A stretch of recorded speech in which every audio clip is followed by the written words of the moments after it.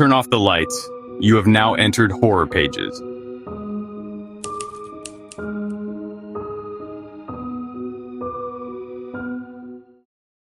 In the fall of 1979, Martin Marty Joseph was a 23-year-old rookie highway patrolman with the Pennsylvania State Police. Marty was fresh out of the academy, and before that had been a star football player at Temple University in Philadelphia before returning to his native Western Pennsylvania to attend the State Police Academy. He was tall, stout, and handsome by traditional standards. Dark brown hair that he kept high and tight in accordance with the state police regulations. He had dark brown eyes and a sharp jawline with high cheekbones. He was the envy of all the older officers at his station, many of whom were nearing retirement and jealous of Marty's imposing physique and boyish charms.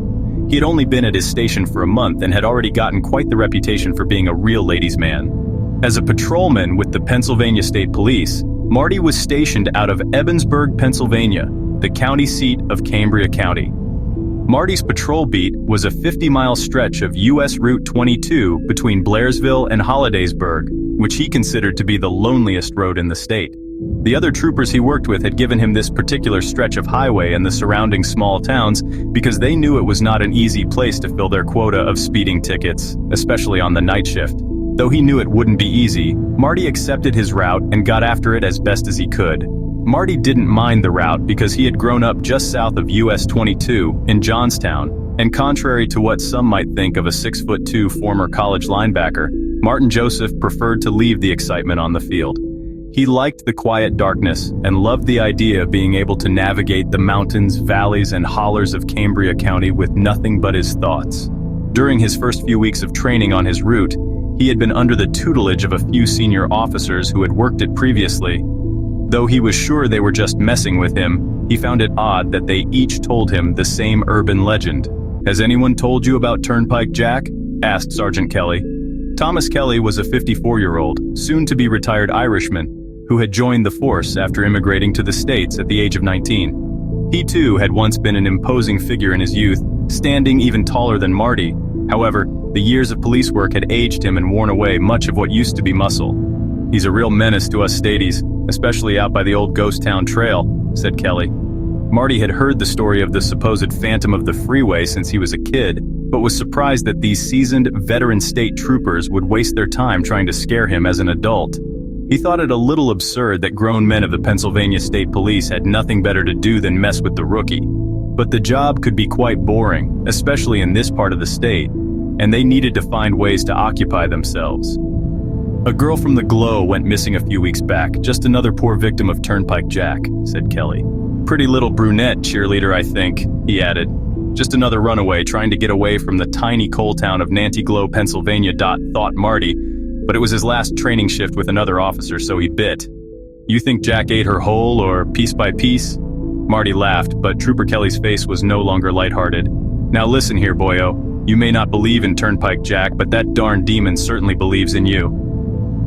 Kelly turned his focus back on the dark stretch of highway. A very awkward silence followed for what seemed like an eternity before he spoke again. "Back when we were fully staffed, I had a partner, Robert Ramey. We got called to check out a disturbance on the Ghost Town Trail at one of the old mine sites." He paused. "I'm sure you have been briefed on what happened to old Bobby Ramey," he said, knowing the answer.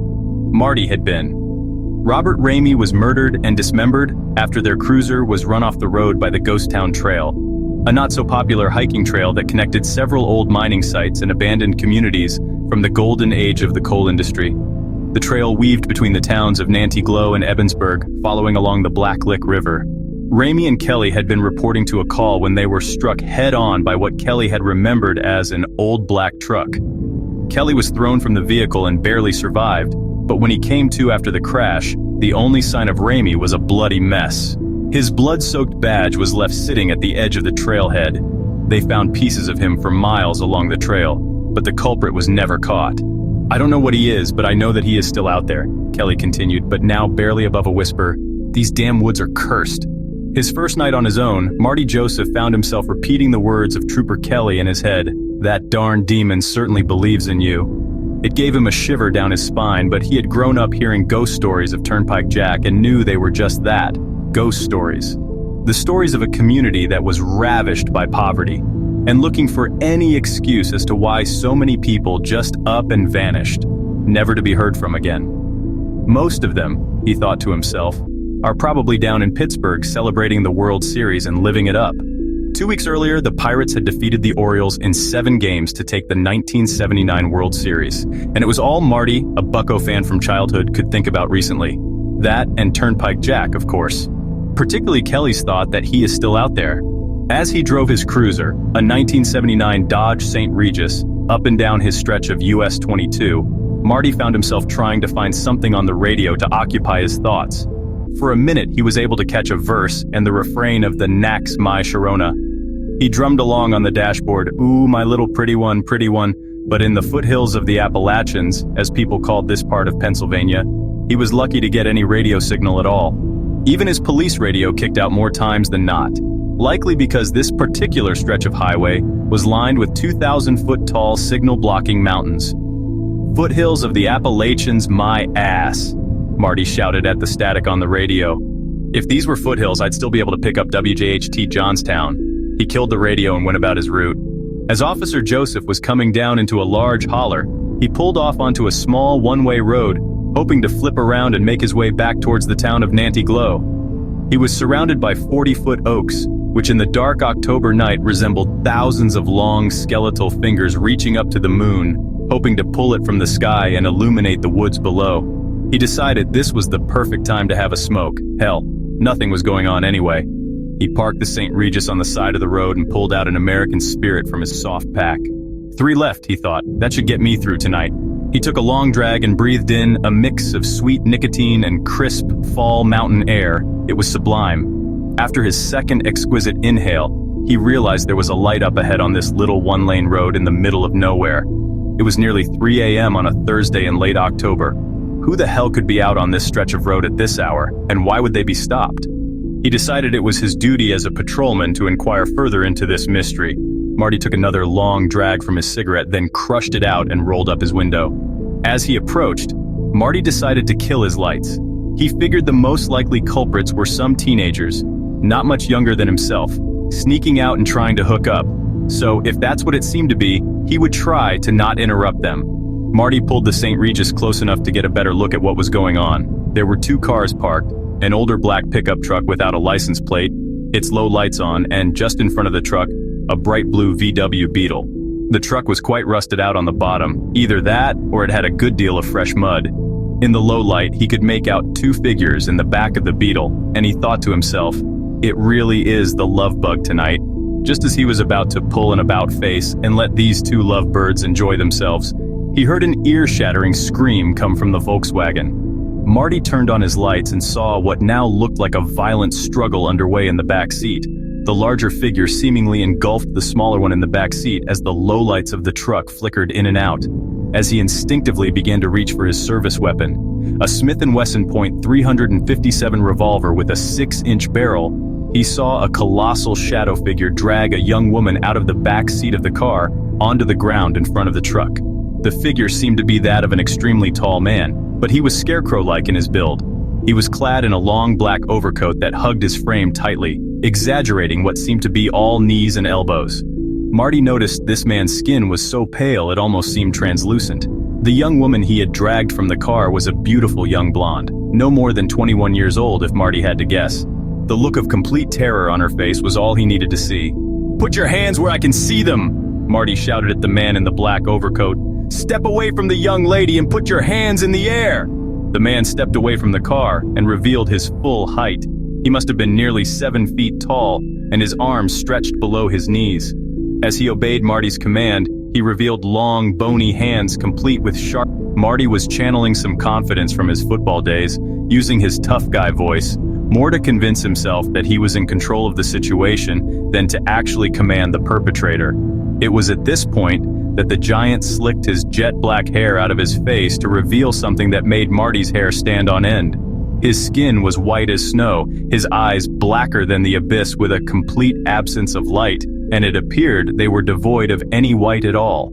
This alone, coupled with the creature's figure, would be enough to haunt Marty's dreams for the rest of what he thought could be a very short life. But the thing that horrified him most was its teeth. This man, if you could call it that, unleashed an impossible smile, one that literally stretched from ear to ear and from nose to chin, showing what appeared to be dozens of razor-sharp teeth intricately aligned together like the keys on some sick piano. Each fang had to be the size of a kitchen knife. Marty thought he had to be imagining it.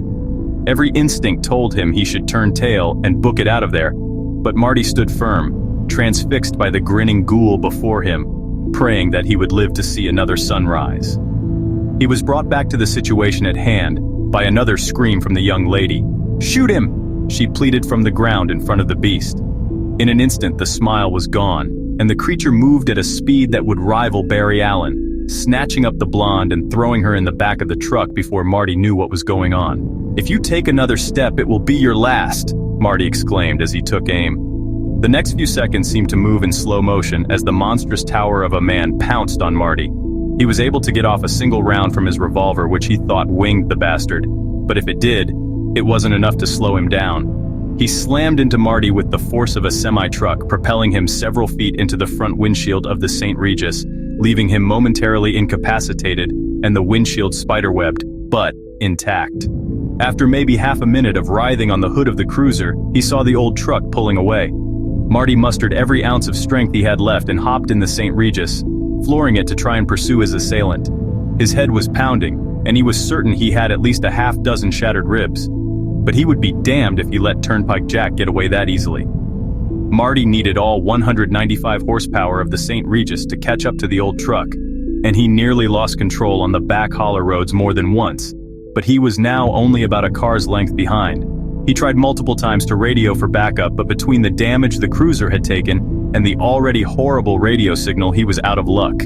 Marty decided he was going to ram the truck and try to force him off the road. He floored it again, taking an angle to try and clip the back left of the truck's bumper, forcing him to the right and hopefully into a ditch. What Marty did not count on was the driver of the truck slamming the brakes at the exact right time to send Marty's cruiser end over end from the direct impact. Hanging upside down from his seatbelt, which he must have put on in a haze because it was only around his waist, Marty peered out into the cold, dark night. His vision was fading, but the last thing he remembered seeing before fading to black was the distinct silhouette of the slim giant with the black eyes and the razor grin, TurnPike Jack, coming his way through the darkness. When Marty awoke, he found himself having to adjust his eyes to the low light of what appeared to be a cave or cavern. He had an open gash above his right eye which had bled and crusted, impeding his vision even further. The fact that the blood had already dried meant he had probably been there for a while. As Marty tried to wipe the blood from his eye, he quickly realized his hands had been bound behind his back. He searched his surroundings for any indication of where he might be, finding a small amount of light resonating from a lantern set up against the cave wall opposite him. As his eyes adjusted, he scanned the area in the light, only to behold a sight that turned his stomachs and forced a muffled retch. On the far wall, a few feet from the lantern, was the young blonde. She was dead, ripped open from sternum to navel. Her torso had been emptied of its contents, leaving just a bloody shell. She had literally been gutted. Marty turned and hacked up everything that was left in his stomach and gasped for breath. It was then that he heard a sinister cackle coming from the deepest, darkest part of the cave. Out of the darkness rose the form of TurnPike Jack, flashing that same visceral smile, except now his teeth were no longer white but stained and dripping with red. He stood to his full height and stepped into the light of the lantern. "Hungry?" he asked with a laugh as he gestured toward the body of the young blonde. "There's plenty to go around," he said facetiously, his voice low and raspy. "So it speaks," Marty said to the creature. "Does it have a name, or should I just call you Jack?" The creature was amused by this line of questioning, mulling over the words it would choose to share with its soon-to-be prey. "I have had many names over the centuries." He paused, seemingly reminiscing. "In the old country they called me Baba Yaga. In London, I was the Ripper. Down south I have been called El Coco, but in this place I am most frequently TurnPike Jack." As he spoke, Marty was working on an escape plan. Luckily, this monster hadn't searched all of his pockets before binding his arms, and he was able to secure his Zippo lighter from his back pocket. He knew he needed to keep Jack talking long enough for him to burn through the cloth restraints on his hands. Even if he could manage to free himself, he was pretty banged up, but at least he would have a chance. "Looks like I got you pretty good, huh?" Marty said as he gestured to a hole in the overcoat, darkened with blood. "Ah, yes. A few inches to the right and I may have been in some serious trouble. A good thing I had a meal ready to rejuvenate me, he said as he clutched the hair of the blonde, dragging her corpse closer to him. As the creature did this, a very important thought popped into Marty's head, an old adage he heard as a kid that, if it bleeds, you can kill it. Marty had managed to light the Zippo and was making quick progress on his restraints. He was almost free, and his thoughts shifted to how he was going to bury this monstrosity. What could he use to his advantage against a creature that has survived for centuries eating the flesh of human beings? As he was searching for answers, it dawned on him that he had been in this place before. It wasn't a cave, it was a mine. He was in the belly of the old Lackawanna Iron and Coal Company mine just south of the now ghost town of Wareham. Marty lamented the fact that in high school he used to come down here to get high with his buddies, but his youthful transgression may actually give him a chance to survive his run-in with the devil himself. It was almost by divine providence that Marty noticed an old MJ carved into the cave wall, barely visible in the lantern light. He had put it there when he was 16 and had brought his then-girlfriend, Lucy Gallus, down here to do the deed for the first time. Marty can barely remember losing his virginity that night, but he could never forget the beating he took from her father for taking her into one of the most unstable mine shafts in the eastern United States. They had shut down several shafts because cave-ins and rock slides had killed dozens of miners over the years. Marty knew that where he sat was liable to collapse at any moment, and that with the right kind of force, he could bring down the roof. Marty had been pretty unlucky thus far on his first shift, but there was some kind of otherworldly force working in his favor, as just below his carved MJ, barely within the light of the lantern, was his service revolver. He would not have much of a chance and needed enough time to make his move. He tried to stall what he imagined was Jack's plan to dismember and eat him, possibly alive. "So Jack, what are you going to do to me?" Turnpike. Jack's black eyes widened, and he flashed that sinister smile again. "Well, officer, I plan to do to you what I did to this lovely young lady," he gestured to the blonde. "Except you, Officer Joseph, I will consume whole." His smile grew and his dark eyebrows furrowed. Marty, continuing to stall for enough time to free himself, taunted his captor. "Not sure that's possible, even with your big mouth," he said, almost daring the creature to prove it could. It was then that the demon showed itself in its truest form. Jack's already impossible smile began to grow as he opened his mouth, detaching his jaw and stretching it nearly to the ground. His black eyes rolled over pure white, much like a shark's eyes when it bites into its prey, as he shuffled what was left of the blonde into his now doorway-sized mouth. At this juncture, he resembled a giant anglerfish in more ways than one. His skin, his eyes, his teeth. Crunch, crunch, crunch. 3 bites with his megamouth and she was gone.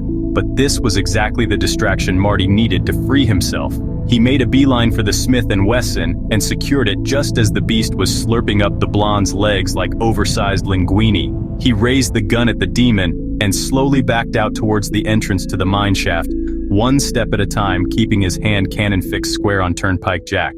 Jack laughed. "Now that I've fed, that little toy won't do much damage." "I kind of figured that," Marty retorted, "but I'm going a few tons of coal and limestone might do the trick." Turnpike Jack grasped what Marty was planning to do and leered at him with a mix of anger and fear in his eyes. He began his charge, but his movements weren't as explosive as they had been earlier. He appeared to be a bit more sluggish this time around. Marty had theorized that much like the giant snake that he was, when Turnpike Jack consumed his entire blonde victim in 3 bites, he would need to digest her before he could attack with the speed and ferocity he had back on the road. It was a huge gamble to apply some basic biological principles to a creature of nightmares, but in this instance it paid off.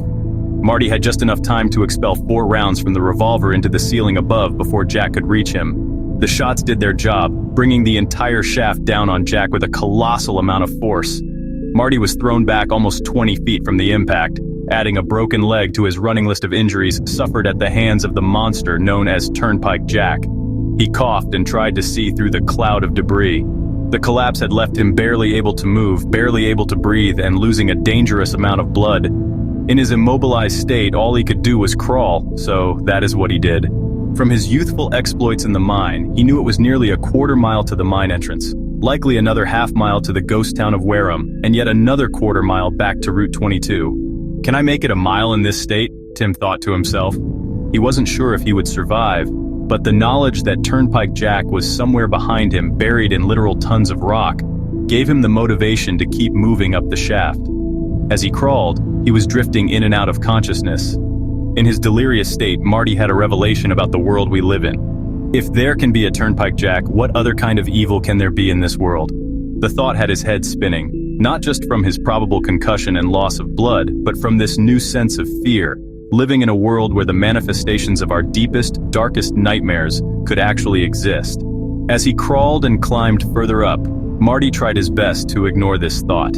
He actually preferred to focus on the immense amount of pain that he was experiencing rather than think about the existence of true evil in this world. As he neared the end of the shaft, another thought occurred to Marty. If there was great evil in this world, then there also must be great forces at work for good. He had needed several things to go his way in order to survive his ordeal with Turnpike Jack, many things that were extremely improbable, but somehow, some way, they had turned out in his favor. He thought back to the luck he had with his lighter, the mine shaft, his gun. All of these things seemed to be just coincidences, but the more he thought about them, the more he thought they were evidence of greater forces at work. After nearly an hour of excruciating pain, he reached the entrance of the mine, only to be greeted by the morning sunrise, and something else, something he couldn't believe. It was a tall figure coming towards him, silhouetted by the sun and distorted by the fog of the early morning. It couldn't be Jack, Marty thought to himself. I buried him back there.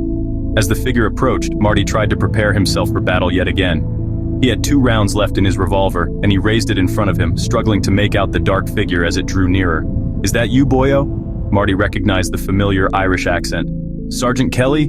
Marty was overjoyed to see the face of his superior cutting through the haze of the early morning. He could tell by the look on the sergeant's face that he must be in pretty bad shape. How? He stuttered. How did you find me? Someone reported a police cruiser engulfed in flames on a back road not far from here. When we realized you were nowhere to be found, we scrambled the troops to come and find you. Don't ask me how, but something told me that I would find you in Wareham. Kelly helped Marty to his feet and threw his arm over his shoulder to help him limp back to the road. What the hell happened to you, boyo? Sergeant Kelly asked as they made their way slowly back to the safety of his St. Regis. You're going to think I'm out of my mind, said Marty. You may be surprised, replied Kelly. Marty went on to explain his entire ordeal, and Kelly believed every word. Over the next few days, the state police investigated the matter, digging up the old Lackawanna iron and coal mine, looking for evidence of Marty's story, but the only remains were a few bone fragments the coroner speculated belonged to a young female. They never found the blue Volkswagen or the old black truck, nor did they find the remains of a monster straight out of a horror movie.